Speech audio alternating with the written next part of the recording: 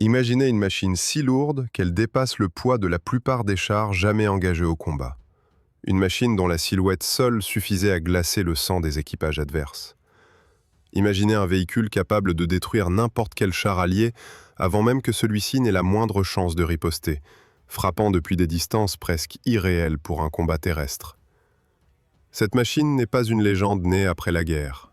Elle a existé, elle a combattu, et son nom est devenu synonyme de peur sur les champs de bataille de la fin du conflit mondial. Jagd Tiger. Lorsque l'année 1943 touche à sa fin, l'Allemagne traverse un moment de bascule.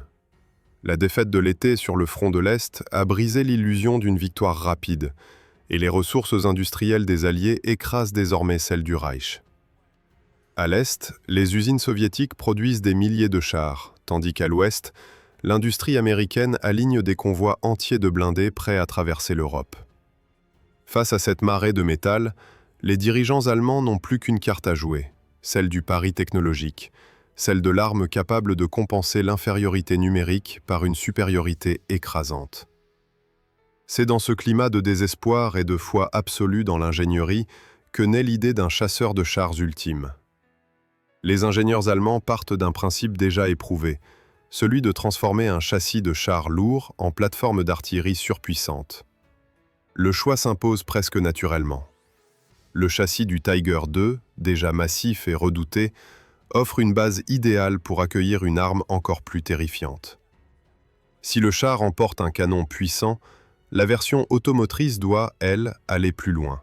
Beaucoup plus loin. Le projet prend forme autour d'un canon d'un calibre rarement vu sur un champ de bataille terrestre. Une arme dérivée d'un canon antiaérien, conçu à l'origine pour frapper des cibles lointaines, adaptée pour percer les blindages les plus épais. Montée dans une superstructure fermée, sans tourelle, cette pièce devient le cœur d'un monstre d'acier, pensé pour détruire l'ennemi avant tout contact rapproché. La philosophie est simple et brutale. Voir sans être touché. Tirer sans être atteint. Lorsque les premiers prototypes apparaissent, même les équipages allemands les plus expérimentés restent sans voix.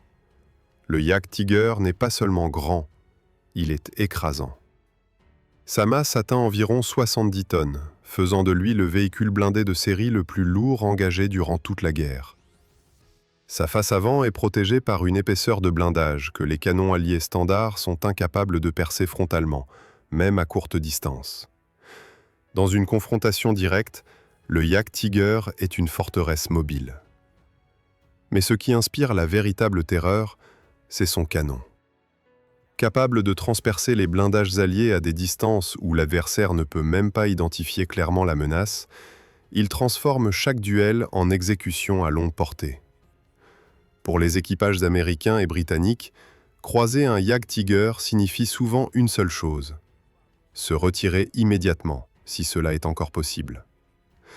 L'arme est pensée comme un rempart, un tueur à distance, destiné à stopper des offensives entières en tenant des positions clés.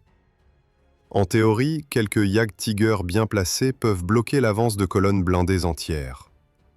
Sur le papier, le concept est presque parfait. Une puissance de feu inégalée, une protection frontale quasi invulnérable et une portée qui redéfinit les règles du combat terrestre.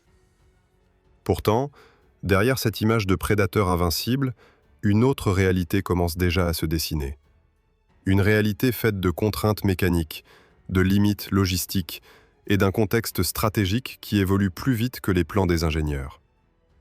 Le Jagd Tiger incarne le sommet d'une vision de la guerre basée sur la domination technique absolue. Mais il naît dans un monde où le temps, le carburant et la supériorité aérienne deviennent des ennemis aussi dangereux que les chars adverses. À ce stade, personne ne le sait encore clairement. Pour les soldats alliés qui entendent parler de cette machine, le Jagd Tiger est un cauchemar roulant. Pour l'Allemagne, il représente un ultime espoir, une arme capable de transformer la peur en arme stratégique. Mais très bientôt, la guerre va mettre cette créature d'acier à l'épreuve de la réalité et révéler si la terreur qu'elle inspire suffit à changer le cours d'un conflit déjà presque perdu. La conception du Jagd Tiger pousse immédiatement les ingénieurs allemands dans une zone extrême, là où chaque décision technique devient un compromis douloureux. Pour transformer le châssis déjà surchargé du Tiger II en chasseur de chars absolu, il faut sacrifier toute idée de polyvalence. La tourelle disparaît, remplacée par une immense superstructure fixe, une casemate blindée pensée uniquement pour encaisser et tirer. Cette architecture impose une logique défensive radicale. Le Jagdtiger n'est pas fait pour manœuvrer, mais pour attendre l'ennemi et le détruire avant qu'il n'approche. Le cœur de la machine est son canon de 128 mm, une arme dérivée d'une pièce anti-aérienne lourde. Adaptée au combat terrestre, elle devient l'un des canons les plus puissants jamais montés sur un véhicule blindé.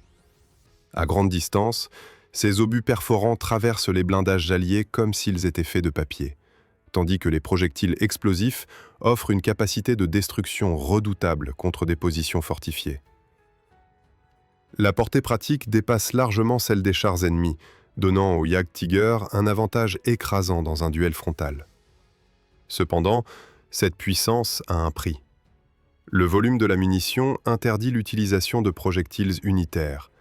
Les obus sont chargés en 2 éléments distincts, ce qui impose la présence de 2 chargeurs dans l'équipage. Même avec une coordination parfaite, la cadence de tir reste faible. Chaque coup est lourd, lent à préparer, presque solennel. Le Jagdtiger ne peut pas arroser le champ de bataille. Il frappe peu, mais chaque tir doit être décisif. L'équipage se compose de 6 hommes, entassés dans un espace étroit dominé par la masse du canon. Le poste de conduite est placé à l'avant, à côté de la transmission, dans une zone où les contraintes mécaniques sont permanentes. Le conducteur doit gérer une machine dont la masse dépasse tout ce qu'il a connu auparavant. La moindre erreur de terrain, la moindre pente mal évaluée, peut immobiliser le véhicule. À l'intérieur, la chaleur, le bruit et les vibrations rendent chaque déplacement éprouvant. La protection du Jagdtiger est pensée pour affronter l'ennemi de face. Le blindage frontal de la casemate atteint une épaisseur exceptionnelle, inclinée pour maximiser la résistance aux impacts. À moyenne et longue distance, les canons alliés sont impuissants contre cette muraille d'acier. En revanche, les flancs et l'arrière, bien que protégés, restent plus vulnérables. Les ingénieurs en sont conscients, mais le concept repose sur une hypothèse simple. Le Jagdtiger doit toujours présenter son front à l'adversaire. Le moteur, lui, n'a rien d'exceptionnel au regard de la masse qu'il doit déplacer. Il s'agit du même groupe propulseur que celui du Tiger II, déjà jugé limite pour ce char. Sur le Jagdtiger, il travaille constamment à la limite de ses capacités. La transmission, la suspension et les barbotins subissent des contraintes énormes. Chaque kilomètre parcouru use prématurément les composants. Les pannes deviennent une menace aussi sérieuse que l'ennemi. Les ingénieurs savent parfaitement que la fiabilité est un point faible majeur. Ils intègrent donc une solution radicale, des charges de destruction interne. En cas d'immobilisation irréversible, l'équipage doit détruire sa propre machine pour éviter qu'elle ne tombe intacte entre les mains adverses. Ce détail en dit long sur l'état d'esprit qui entoure le projet. Le Jagdtiger est conçu comme une arme de dernier recours, destinée à combattre dans des conditions où la retraite n'est souvent pas envisagée. Sur le papier, l'ensemble forme une forteresse mobile presque invincible. Dans les ateliers, chaque exemplaire est assemblé avec un soin extrême, car il s'agit d'une production rare et précieuse. Mais plus la machine prend forme, plus une contradiction apparaît clairement.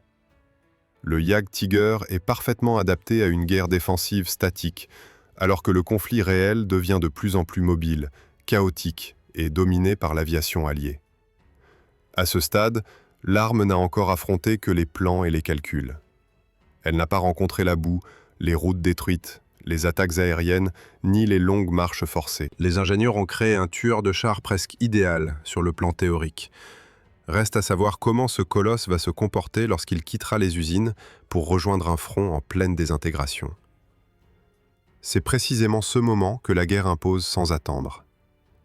Très bientôt, le Jagdtiger va être livré à des unités de combat, confié à des équipages expérimentés et jeté dans un environnement où chaque faiblesse technique devient une question de survie. Et c'est là que la légende va commencer à se confronter à la réalité. L'arrivée du Jagdtiger sur le front ne marque pas seulement l'apparition d'une nouvelle machine. Elle signale une tentative désespérée de reprendre le contrôle d'une guerre qui échappe déjà à l'Allemagne. Lorsque les premiers exemplaires quittent les zones industrielles, le paysage qu'ils traversent est celui d'un pays épuisé. Routes défoncées, ponts détruits, dépôts de carburant bombardés, circulation paralysée par des colonnes de réfugiés et de troupes en retraite. Dans ces conditions, déplacer un engin de 70 tonnes relève presque de la mission impossible. Les bataillons lourds de chasseurs de chars, censés recevoir ces monstres, existent surtout sur le papier. En réalité, les effectifs sont incomplets, les équipages rassemblés à la hâte, parfois issus d'unités différentes, avec des niveaux d'expérience très inégaux. Certains sont d'anciens vétérans du front de l'Est, habitués aux combats défensifs. D'autres découvrent à peine une machine dont le comportement dépasse tout ce qu'ils ont connu. Le Jagdtiger exige une discipline absolue, une coordination parfaite et surtout une patience extrême. Les phases d'instruction sont brèves et insuffisantes. Il n'y a ni le temps ni les moyens de former les équipages comme il se devrait. Beaucoup apprennent directement en route, confrontés aux réalités mécaniques du véhicule. Dès les premiers kilomètres, la vérité s'impose brutalement. Le moteur peine à déplacer la masse colossale, la transmission chauffe dangereusement, les éléments de suspension souffrent à chaque irrégularité du terrain. Les arrêts forcés deviennent fréquents, parfois après seulement quelques kilomètres. À chaque panne, le même dilemme se pose. Attendre une équipe de réparation qui n'arrivera peut-être jamais, ou saboter la machine et poursuivre à pied. Dans de nombreux cas, la décision est prise sans hésitation. Les équipages savent que laisser un Jagdtiger intact à l'ennemi serait une faute impardonnable. Les charges explosives intégrées remplissent alors leur rôle. En quelques secondes, l'un des engins les plus puissants jamais construits disparaît dans une explosion sourde, sans avoir tiré un seul coup de feu.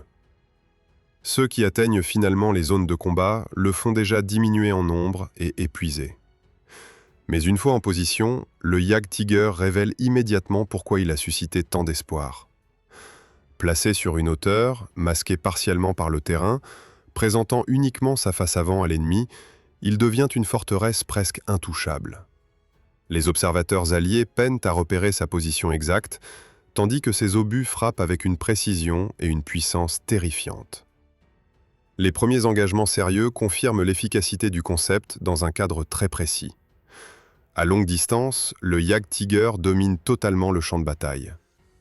Les chars alliés, souvent des modèles plus légers, sont détruits avant même d'avoir identifié la menace. Les équipages survivants rapportent des tirs venus de nulle part, des explosions soudaines, des blindés perforés de part en part sans avertissement. La peur s'installe rapidement, alimentée par des rumeurs qui amplifient encore la réputation de la machine. Cependant, chaque victoire locale cache une réalité plus sombre. Le Jagdtiger ne peut pas exploiter ses succès. Il ne peut pas poursuivre un ennemi en fuite, ni changer rapidement de position après avoir tiré.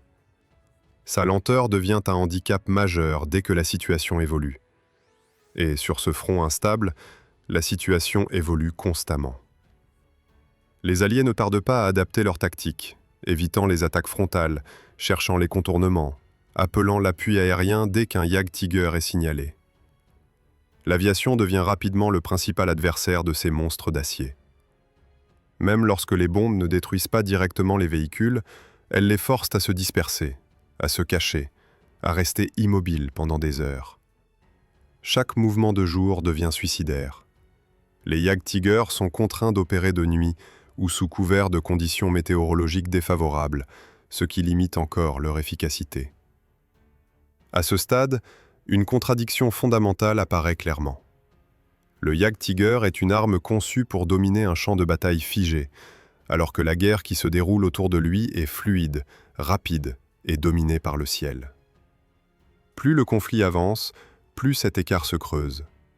Chaque engagement réussi coûte cher en carburant, en munitions, en usure mécanique. Chaque perte est définitive, impossible à remplacer. Pourtant, malgré ces contraintes, les équipages continuent de se battre. Ils savent que leur machine inspire la crainte, qu'elle peut encore infliger des pertes sévères à l'ennemi. Ils exploitent chaque avantage, chaque position favorable, chaque instant où le ciel est dégagé de l'aviation adverse. Le Jagdtiger devient alors une arme de résistance, un dernier rempart mobile, utilisé non pour gagner la guerre, mais pour ralentir l'inévitable. C'est dans ce contexte tendu, fait de succès ponctuels et de recul constant, que la véritable légende du Jagdtiger commence à se forger. Une légende née non seulement de sa puissance, mais aussi de la lutte permanente contre ses propres limites. Et très bientôt, cette légende va être mise à l'épreuve lors de combats décisifs, où chaque erreur, chaque panne, chaque attaque aérienne peut sceller le destin de ces 70 tonnes de peur. Lorsque les Jagdtiger entrent enfin dans des engagements prolongés, la guerre ne leur laisse aucun répit. Les bataillons qui les emploient sont constamment déplacés, envoyés d'un secteur critique à un autre, dans une tentative désespérée de colmater les brèches d'un front occidental qui se désagrège. Chaque déplacement est un risque calculé. Chaque ordre reçu est accompagné de la certitude que la machine ne reviendra peut-être pas intacte. Les combats révèlent rapidement la véritable nature tactique du Jagdtiger. Utilisé correctement, il devient une arme d'embuscade redoutable. Les commandants choisissent des positions dominant les axes de progression alliés, souvent à distance des villages et des routes principales. Là, le Jagdtiger attend, moteur coupé, silhouette dissimulée autant que possible par le relief. Lorsqu'une colonne ennemie apparaît, le premier tir vise toujours le véhicule de tête ou celui qui ferme la marche, bloquant instantanément toute retraite. Dans ces conditions idéales, la supériorité du canon allemand est écrasante. Les blindés alliés explosent les uns après les autres, frappés à des distances où leurs propres canons sont inutiles. Les équipages américains et britanniques tentent parfois de répondre, mais les obus ricochent sur la face avant du Jagdtiger ou se brisent sans effet visible. Le combat devient alors profondément asymétrique, presque injuste, renforçant la réputation terrifiante de la machine. Cependant, ses succès sont toujours limités dans le temps. Dès que la position du Jagdtiger est repérée, la réaction alliée ne se fait pas attendre. Les tirs d'artillerie commencent à s'abattre sur la zone, non pour percer le blindage, mais pour neutraliser l'équipage, briser les optiques, endommager les chenilles. Le sol tremble, la visibilité disparaît, et la forteresse mobile devient soudain une prison de métal. Plus dangereux encore est l'appel systématique à l'aviation. Les chasseurs bombardiers alliés patrouillent sans relâche, à l'affût du moindre mouvement. Un Jagdtiger immobilisé, incapable de se déplacer rapidement, devient une cible idéale. Les roquettes et les bombes ne frappent pas toujours directement, mais une explosion proche suffit souvent à endommager la suspension ou à bloquer une chenille. À ce moment-là, le sort de la machine est presque scellé. Les équipages vivent dans une tension constante. Ils savent que leur principal ennemi n'est pas le char adverse, mais le ciel. Chaque engagement victorieux doit être suivi d'un repli rapide, souvent de nuit, parfois sous le feu. Mais replier un Jagdtiger n'est jamais simple. Sa lenteur impose des itinéraires précis, et la moindre panne transforme une retraite ordonnée en catastrophe potentielle. À mesure que les semaines passent, le nombre de véhicules opérationnels diminue. Les rapports internes montrent une réalité implacable. Beaucoup de Jagdtiger sont perdus sans avoir été détruits par l'ennemi direct. Ils sont abandonnés après une panne majeure, sabotés par leurs propres équipages ou laissés derrière faute de carburant. Chaque perte réduit encore la capacité des unités à agir de manière coordonnée. Pourtant, malgré ces difficultés, certains combats marquent profondément les esprits. Dans plusieurs affrontements, des Jagdtiger parviennent à stopper net des attaques blindées alliées, infligeant des pertes sévères en quelques minutes. Ces succès tactiques, bien que localisés, sont largement rapportés et contribuent à renforcer le mythe. Pour les soldats alliés, le Jagdtiger devient une menace invisible, rare mais redoutée, capable de surgir là où on l'attend le moins. Du côté allemand, l'illusion commence cependant à se fissurer. Les officiers comprennent que chaque victoire coûte trop cher. Les pertes alliées sont rapidement compensées, tandis que chaque Jagdtiger détruit ou abandonné est une perte irréversible. L'équilibre est profondément défavorable. La machine est trop complexe, trop lourde, trop exigeante pour une armée qui manque désormais de tout. À ce stade de la guerre, le Jagdtiger n'est plus un instrument de reconquête, mais un outil de retardement. Il est utilisé pour gagner du temps, ralentir l'avance ennemie, couvrir des replis. Les équipages en sont conscients. Ils ne se battent plus pour inverser le cours du conflit, mais pour survivre et remplir leur mission aussi longtemps que possible. Alors que le front se resserre et que les forces alliées progressent inexorablement, les Jagdtiger restants sont engagés dans des combats toujours plus désespérés. Chaque engagement ressemble à un dernier combat. Et bientôt, dans le chaos des encerclements et des replis précipités, ces monstres d'acier vont être confrontés à leur épreuve finale, là où ni la puissance du canon ni l'épaisseur du blindage ne pourront plus les sauver. Lorsque l'hiver laisse place aux derniers mois de la guerre, les Jagdtiger, encore opérationnels, sont entraînés dans une spirale de combats de plus en plus violents. Le front occidental n'est plus une ligne continue, mais une succession de poches, de replis précipités et de positions improvisées. Les unités équipées de ces mastodontes sont constamment sollicitées pour colmater des brèches critiques, souvent avec des effectifs réduits et un soutien presque inexistant. Chaque mission ressemble à une course contre le temps, avec la certitude que le moindre retard peut conduire à l'encerclement. Dans la région de la Ruhr, la situation devient particulièrement dramatique. Les forces alliées avancent rapidement, cherchant à refermer l'étau autour des unités allemandes encore présentes. Les Jagdtiger sont engagés comme des points d'ancrage, placés sur des axes clés pour freiner l'avance ennemie. Depuis des positions soigneusement choisies, ils ouvrent le feu à longue distance, détruisant chars et véhicules de soutien avant que ceux-ci ne puissent se déployer efficacement. Dans ces moments précis, la machine justifie pleinement sa réputation. La puissance du canon transforme des colonnes blindées en carcasses fumantes, et l'ennemi hésite, ralentit, cherche d'autres routes. Mais chaque succès attire une réponse massive. L'artillerie alliée pilonne systématiquement les zones suspectées d'abriter ces chasseurs de chars géants. Les explosions secouent le sol, soulèvent des nuages de poussière et rendent toute observation presque impossible. À l'intérieur de la casemate, les équipages subissent une pression psychologique intense. Le bruit est assourdissant, les secousses incessantes, et la conscience que la moindre immobilisation peut être fatale ne quitte jamais les esprits.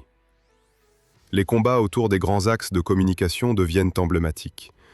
Lorsqu'un Jagdtiger parvient à contrôler une route ou un carrefour, il peut bloquer temporairement l'avance alliée. Mais cette immobilité stratégique est aussi sa faiblesse. Incapable de se déplacer rapidement, il dépend entièrement de la situation autour de lui. Dès que l'ennemi parvient à le contourner ou à menacer ses flancs, l'équipage doit prendre une décision rapide. Rester en position et risquer la destruction, ou tenter un repli lent et périlleux sous la menace constante de l'aviation. Dans plusieurs cas, les Jagdtiger sont engagés dans des combats urbains improvisés, un environnement pour lequel ils n'ont jamais été conçus. Les rues étroites, les décombres et les obstacles rendent toute manœuvre extrêmement difficile. Le canon, pourtant redoutable à longue portée, devient moins efficace dans ces conditions. Les angles de tir sont limités, et la visibilité réduite empêche d'exploiter pleinement la supériorité technique de la machine.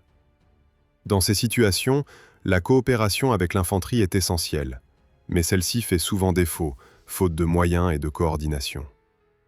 À mesure que l'encerclement se resserre, les pertes augmentent. Certains Jagdtiger sont détruits par des attaques aériennes précises, frappés alors qu'ils tentent de changer de position ou qu'ils sont immobilisés par une panne. D'autres sont abandonnés après avoir épuisé leurs réserves de carburant ou de munitions. Les équipages, fidèles aux consignes, déclenchent les charges de destruction avant de se retirer à pied, laissant derrière eux des carcasses calcinées qui témoignent de la violence des combats. Malgré tout, des affrontements spectaculaires continuent d'avoir lieu. Dans plusieurs engagements, des Jagdtiger parviennent à tenir tête à des forces numériquement supérieures pendant de longues heures, retardant des offensives entières. Ces actions, bien que tactiquement impressionnantes, n'ont plus d'impact stratégique réel. Chaque heure gagnée est précieuse, mais elle ne fait que repousser l'inévitable. Les Alliés disposent de réserves inépuisables, tandis que les unités allemandes s'épuisent irrémédiablement. Les communications deviennent de plus en plus chaotiques. Les ordres arrivent en retard, parfois contradictoires. Les équipages de Jagdtiger se retrouvent isolés, contraints de prendre des décisions autonomes dans un environnement en constante évolution. Certains choisissent de se battre jusqu'à la dernière munition, d'autres privilégient la survie de leurs hommes, détruisant leurs machines pour éviter une capture inutile. Chaque choix est lourd de conséquences, tant sur le plan humain que symbolique. À ce stade, le Jagdtiger n'est plus seulement une arme, mais un fardeau psychologique. Sa présence inspire toujours la crainte chez l'ennemi, mais pour ses propres équipages, elle est aussi synonyme de fatigue extrême, de stress permanent et de conscience aiguë de l'isolement. Les hommes savent que la fin est proche, mais ils continuent d'exécuter leur mission avec une discipline remarquable, conscients que leur rôle est désormais de retarder, non de vaincre. Alors que les poches de résistance se réduisent et que les lignes de retraite disparaissent, les derniers Jagdtiger se préparent à des combats qui s'annoncent décisifs. Certains seront engagés dans des tentatives désespérées de percer vers l'ouest, d'autres couvriront des replis jusqu'à l'épuisement total. Dans ce chaos final, chaque machine restante représente à la fois une arme redoutable et un symbole d'une stratégie arrivée trop tard. Et bientôt, dans les derniers jours du conflit, ces 70 tonnes de peur vont livrer leurs ultimes combats, là où les décisions prises par les équipages détermineront non seulement le sort de leur machine, mais aussi la manière dont l'histoire se souviendra de ce monstre d'acier. Les derniers jours de combat des Jagdtiger se déroulent dans un chaos total, à un moment où toute cohérence stratégique a déjà disparu. Les unités qui disposent encore de ces mastodontes ne reçoivent plus de missions offensives structurées. Leur rôle se résume désormais à couvrir des replis, tenir des axes pendant quelques heures, parfois seulement quelques minutes, et permettre à des colonnes en déroute de passer avant l'effondrement final. Dans ce contexte, plusieurs Jagdtiger sont engagés dans des tentatives de percer vers l'ouest. L'objectif n'est plus de combattre l'ennemi, mais d'éviter la capture par les forces soviétiques en rejoignant les zones contrôlées par les Américains. Ces mouvements sont extrêmement risqués. Les routes sont saturées de troupes, de civils, de véhicules abandonnés. Chaque arrêt peut être fatal. Chaque panne signifie la fin. Lors de ces marches désespérées, la supériorité technique du Jagdtiger n'a plus aucune importance. Son canon, capable de détruire un char à des distances considérables, devient presque inutile. Le combat n'est plus une question de portée ou de blindage, mais de mobilité, de carburant et de temps. Et sur ces 3 points, le Jagdtiger est cruellement désavantagé. Plusieurs machines sont abandonnées sans avoir tiré un seul coup lors de cette phase finale. Les équipages, à bout de force, détruisent leurs véhicules après une panne de transmission ou un manque total de carburant. L'explosion marque la fin d'un monstre qui, quelques mois plus tôt, incarnait encore l'espoir d'un retournement de situation. Ces scènes se répètent encore et encore, jusqu'à ce qu'il ne reste que quelques Jagdtiger en état de combattre. Dans les derniers affrontements, certains équipages choisissent de se battre jusqu'au bout. Placés sur des positions improvisées, ils ouvrent le feu une dernière fois pour ralentir l'ennemi. Les tirs sont précis, meurtriers, mais isolés. L'aviation alliée domine totalement le ciel, et chaque position révélée est rapidement écrasée par des attaques venues d'en haut. Même les blindages les plus épais ne peuvent rien contre cette supériorité totale. La fin arrive sans gloire ni grande bataille décisive. Les derniers Jagdtiger sont détruits par leurs propres équipages, abandonnés sur le bord des routes ou capturés après immobilisation. L'arme ultime, conçue pour terrifier et dominer, disparaît dans le désordre général de l'effondrement. Sa carrière opérationnelle, intense mais extrêmement courte, s'achève sans avoir pu influencer le cours de la guerre. Le Jagdtiger laisse derrière lui une image contrastée. Sur le plan technique, il reste un sommet de puissance et de protection, une machine capable d'imposer la peur à n'importe quel adversaire terrestre. Sur le plan stratégique, il incarne les limites d'une approche fondée sur la démesure et la complexité, dans une guerre où la mobilité, la production de masse et la domination aérienne sont devenues décisives. Ainsi s'achève l'histoire de ces 70 tonnes de peur, une histoire faite de puissance brute, de combats spectaculaires, mais aussi de pannes, d'abandons et de choix impossibles. Le Jagdtiger n'a pas été vaincu par les chars ennemis, mais par la réalité d'une guerre qu'il n'était plus possible de gagner. Si cette histoire vous a captivé, n'hésitez pas à laisser un like, à partager votre avis en commentaire et à vous abonner pour découvrir d'autres récits détaillés sur les machines les plus extrêmes de l'histoire militaire.